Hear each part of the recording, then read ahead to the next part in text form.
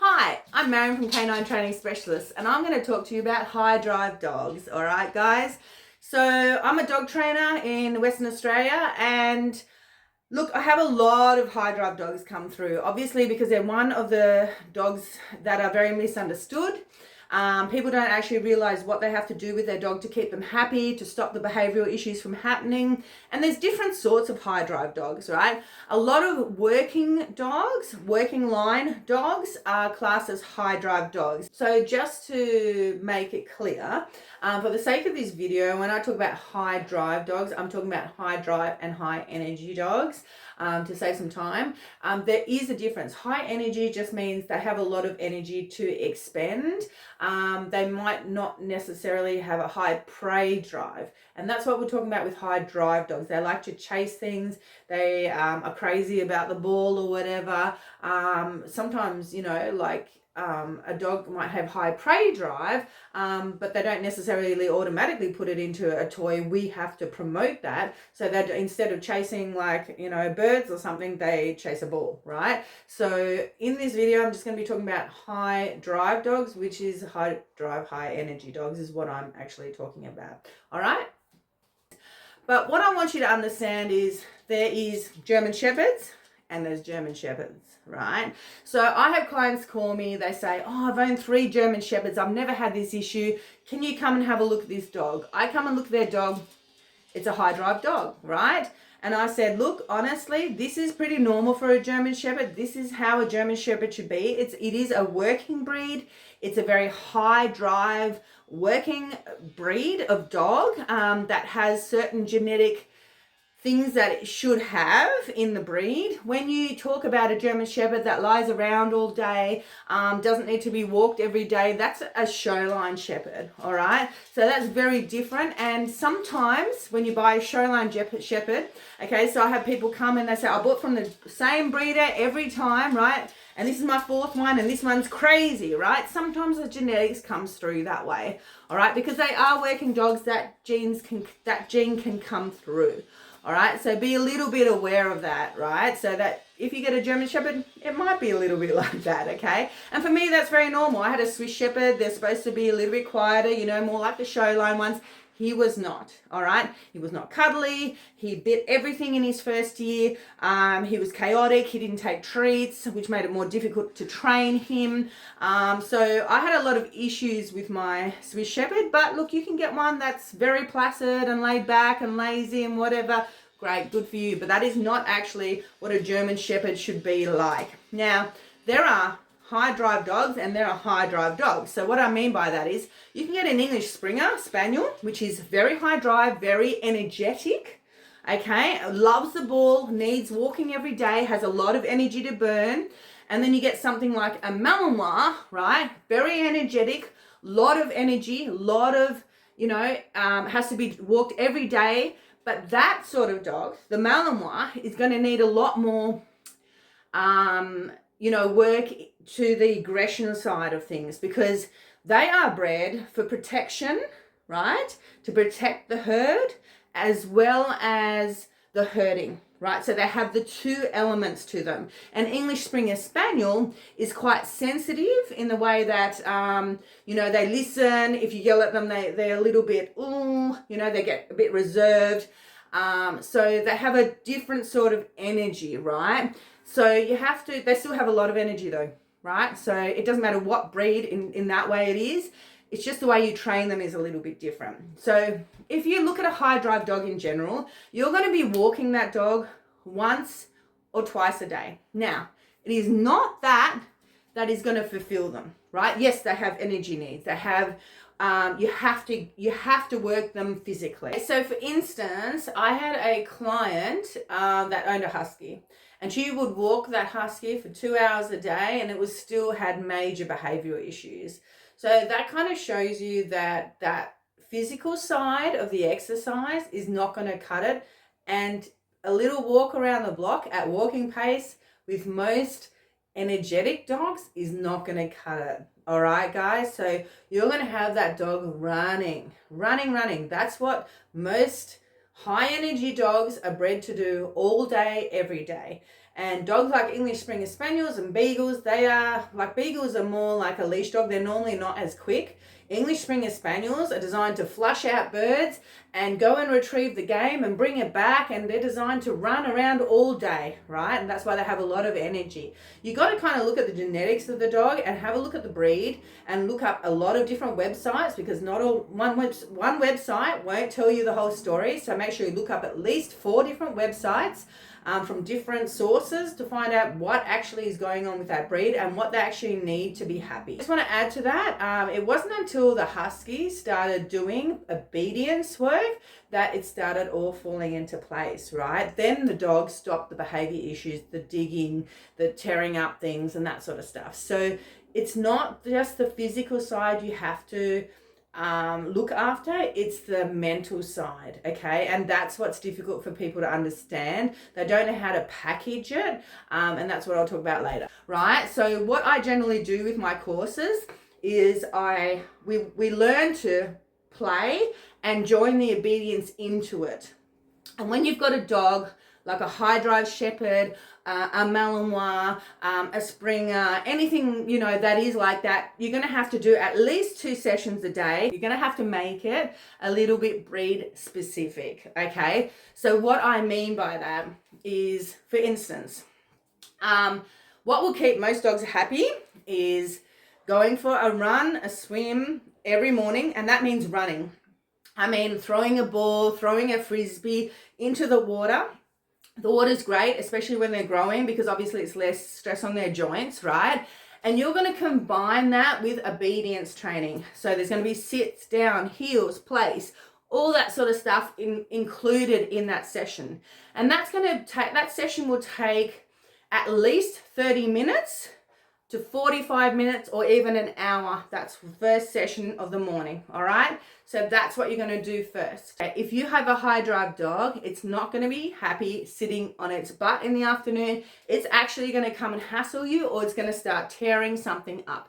And you're going to know that that dog needs something, right? So in the afternoons, generally with my high drive dogs, I actually do some scent training and then a play session with obedience included, right? And that usually takes 15 to 30 minutes depending on the dog.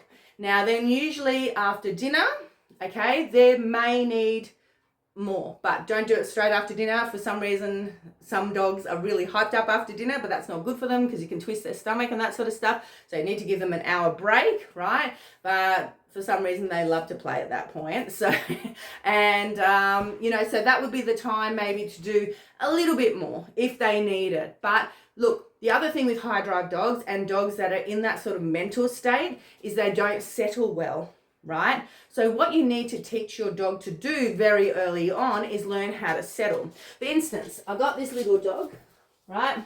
See this little dog? She looks like a cute little puppy, right? Doesn't she? And now she drove her parents crazy, right? She tore the doggy door off their house. She dug holes. She did whatever, right? She just tore everything apart. She was very destructive. She looks like a cute little, oh, what a cute little dog, right? She's a Beagle Cross English Springer Spaniel. Now, she has the scent, oh, you're a good girl. She has the scent abilities of a beagle, so her recall had to be really strong because she'd just get on a trail and off she goes, right? That's what they're designed to do. And now the English Springer Spaniel will do that as well because they're both hunting dogs. So her recall has to be super, super good, right? So we had to work very hard on that, and that's why E-Collar trained her, because that's what she needs to be off a leash and have a good quality of life. Otherwise, I have to keep her on a long line for the rest of her life, which is a horrible life for a dog, right? Why do you want to do that? Oh, you're wagging your tail. I know, you're so cute. Everyone wants to probably see with, right? So she's super cute, but and she's tiny and she looks like a little puppy, but she's actually 2.5 years old. And one of my clients actually gave her up. So I've had her for 5 months and I've had to train her recall really, really well. She would just get on a trail and off she'd go. They didn't have time to walk her. She is a very high energy dog and she's fast. So if you don't control her, she'll be gone, and she doesn't have any road sense. She'll be on the road, right? So she needed a lot of training. When I first got her, she had very, very bad separation anxiety.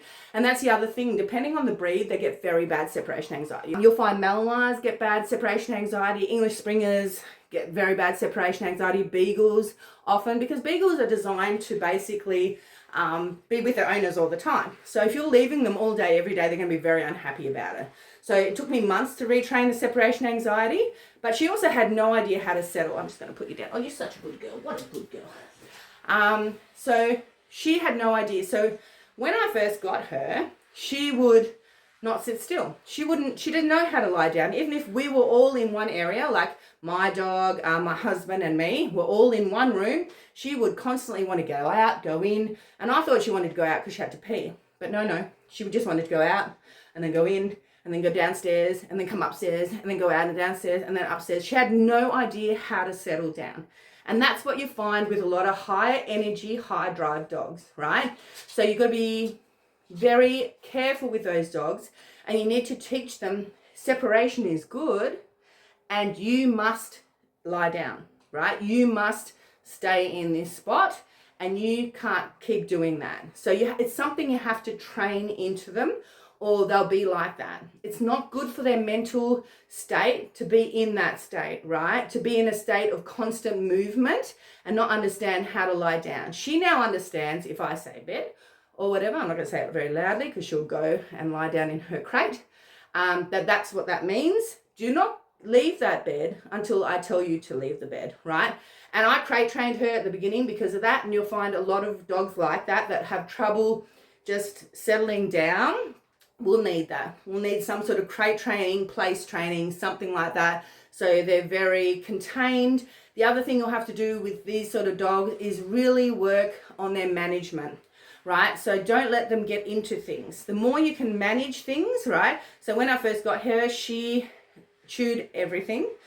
So I would constantly swap things out that she was chewing for things she was allowed to chew. She will now get the thing if she's in that chewing mood and that maybe a little bit of frustration, right? Because that sometimes happens with these sort of dogs. She will now go and get what I trained her to get when she's in that mood, and she'll tear that up. No worries, that's fine. I'm happy with that. She's not chewing my furniture. I can go out for 4 hours, 6 hours. I've even been out for 6 hours, no problem. As long as she's happy, I give her games to do when I go out. And I don't need to crate her when I go out because she's very well behaved. But that doesn't mean that if I had a Malinois, I would not crate that dog when I leave, because Malinois tend to climb over fences and all sorts of things. So that's a different story again. So if you have a Malinois high drive breed that can climb and is very agile, I mean, this little Beagle Springer, she can jump on a kitchen bench, which is probably about 1.20 meters high. Easily. All right. So that gives you a bit of an idea, and that's a tiny dog, right?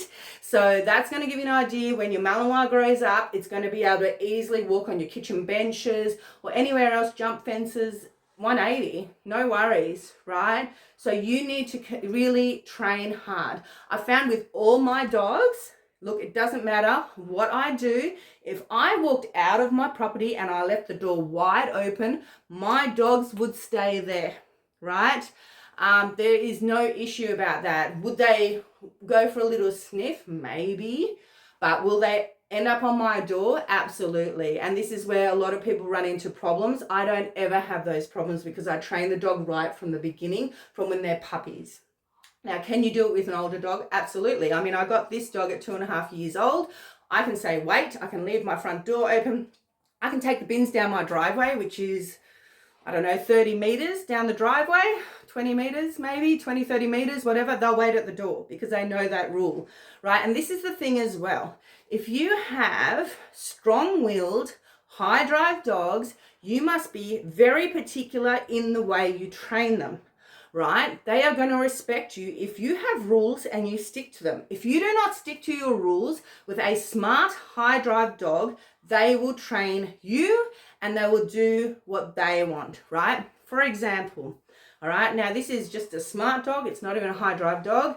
I have a client with a cavoodle. She actually knows leave it or out, right? And when she brings a leaf in and she has a leaf in her mouth in her house, they say out or leave it, she drops it, right? And they give her a reward, right? So then she got to a point where she went, every time I bring you a leaf, I'm going to get a reward. So she'd go back out to the yard, go and pick another leaf and come in, right, with that.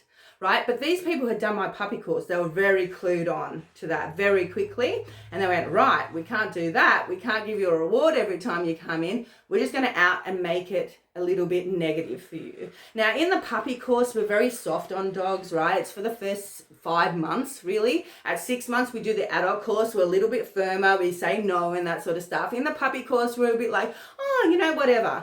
But you've got to remember, puppies sleep most of the time. If your puppy's not sleeping now in the first 6 months and it's very active, you are going to have to train that puppy, because in the next 6 months, wow, it's going to push your buttons. Because in the next 6 months, it's going to be a teenager. And it doesn't matter how good your training is, it will see if it can get away with things with you. So what it's going to do, it's going to go, I'm not going to do my recall today.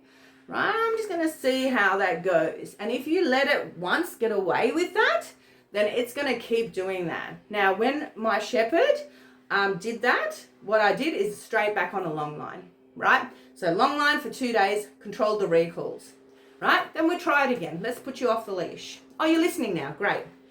You don't listen for one recall, you're back on the long line. So you're back on the long line for 2 days, right? So be very careful about what you do. You have to be very strategic. You have to know what you're doing. You have to be very exact. And dogs love owners. Like, everyone's like, oh my gosh, my dog loves you. You know why your dog loves me? Is I'm firm, I'm fair, and I'm very exact with my training. So I say, yes, As soon as you do something I don't want, go back and watch the educational videos with the dark blue thing on our YouTube channel if you haven't. But that explains that you have 1 second to correct or reward your dog. You must be correct in that. The better you are as a trainer, the better your dogs will be. That's why I can turn around dogs very quickly. This Beagle Cross Springer had never been socialized. It had been attacked in its own house. It wouldn't go near people. It wouldn't go near dogs. It had actually been part of my course. I couldn't get near it in the course. It was very hard it was scared of me, right? This dog now will go near people, dogs, whatever, right? Very confident, because I know what I'm doing. I've built confidence into the dog. I'm very fair. I'm very ordered in the way I do things, and I'm very controlled. And dogs love that. Dogs don't want to make a decision. They want you to make the decision for them, especially intelligent dogs, right? Because otherwise they're going to have it over you, all right? So that's a little bit about high drive dogs. Have a think about it before you buy one. Look, genetics are there for a reason, guys. All right? Genetics has been bred into these dogs for thousands of years. There's a reason there's certain breeds, because they have a certain job to do. You need to pick the right breed for you. If you don't have the ability to walk your dog every day and do 2 training sessions a day, you need to get a lazier breed. Buy a greyhound, buy a mastiff, buy a Great Dane, buy something that doesn't need a lot of walking, right? That's lazy, that's happy to lie around the house. And look, we had mastiffs before I became a dog trainer. I had mastiff crosses for this very reason, because I didn't want to put the time and effort in, but they still guarded my property. They were smoochy and lovely, and they're great dogs, right? So that's why I picked that breed. You need to pick the breed that suits your lifestyle right now. I have a lot of people come and see me when they're old. They picked a really high drive dog. They can't exercise. They're having trouble holding the dog, and that's all okay. We can help you train all those things into your dog, more control, more all that. But think about the breed before you get it. All right. And when you buy a crossbreed, for goodness sakes, make sure you view both parents.